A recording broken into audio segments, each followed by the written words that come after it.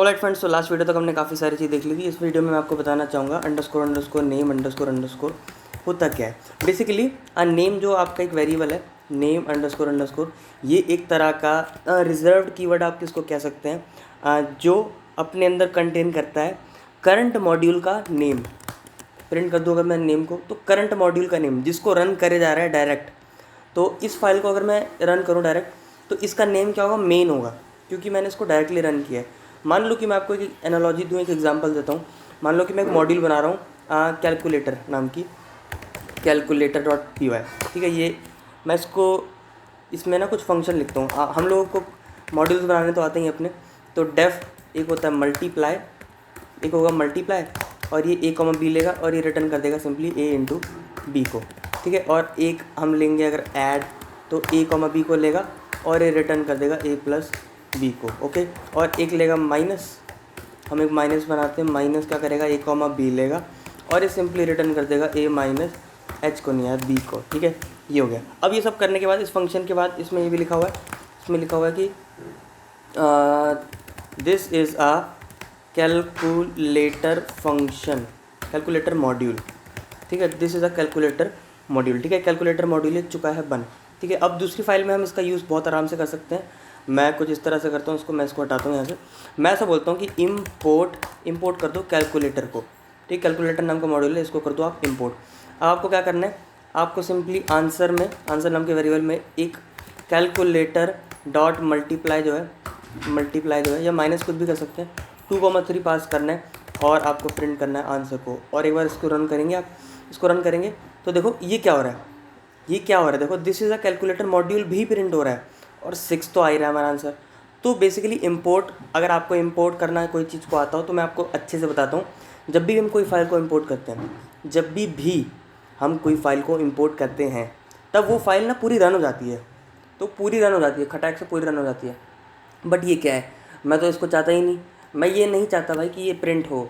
तो आप बोलेंगे भाई क्या करो, उसको हटा दो ना, सिंपल हटा दो। भाई हटा भी नहीं सकते ना, हमने बनाई नहीं, किसी और ने बनाई है। तो क्या करें हम क्या कर सकते हैं, हम सिंपली ये बोल सकते हैं कि जिस फाइल को हम डायरेक्टली रन करते हैं ना, उसका नेम जो होता है ना, उसका नेम वेरिएबल होता है, वो होता है मेन, ठीक है।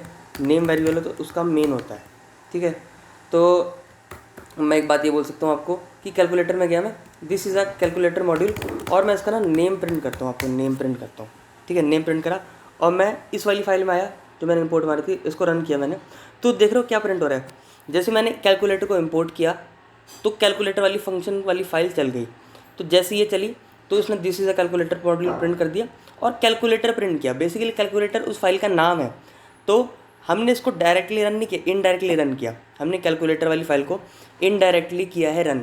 जब भी हम इनडायरेक्टली रन करते हैं तो वो उस फाइल का नाम प्रिंट कर देता है, ठीक है, नेम। और मान लो इसको मैं डायरेक्टली रन कर दूँ, कैलकुलेटर फाइल को मैं डायरेक्टली रन कर देता हूँ, रन किया मैंने, तो this is a calculator module और मेन प्रिंट हो रहा है। मेन हमारा तब भी प्रिंट होता है जब हम फाइल को डायरेक्टली रन करते हैं। तो जब मैं इंपोर्ट्स करता हूँ, जब भी इंपोर्ट्स में मारूंगा, तब मैं फाइल को डायरेक्टली रन थोड़ी करूँगा, इनडायरेक्टली रन करूँगा। तो मैं ये बोल सकता हूँ, जब भी आप ना डायरेक्टली रन कर रहे हो फाइल को, अगर आप फाइल को डायरेक्टली रन कर रहे हो, इसका मतलब अगर आपका नेम इक्वल्स टू अगर आपका मेन है, अगर आपका नेम इक्वल्स टू मेन है, आप तभी प्रिंट करो ये सारी चीज़ें, ठीक है। अगर आप फाइल को डायरेक्टली रन कर रहे हो, इस लाइन का मतलब होता है कि अगर आप फाइल को डायरेक्टली रन कर रहे हो, क्योंकि आप जब भी फाइल को डायरेक्टली रन करोगे तब आपकी नेम की वैल्यू मेन होगी, ठीक है। तो मैं इसमें जाता हूँ, अब मैं इसमें गया, मैंने इंपोर्ट वाली जो ये फाइल है इसको मैं रन करता हूँ। जैसे मैंने इसको रन किया, देखो सिर्फ और सिर्फ 6 आ रहा है, सिर्फ और सिर्फ 6 आ रहा है, क्योंकि कैलकुलेटर नाम की फ़ाइल चली होगी।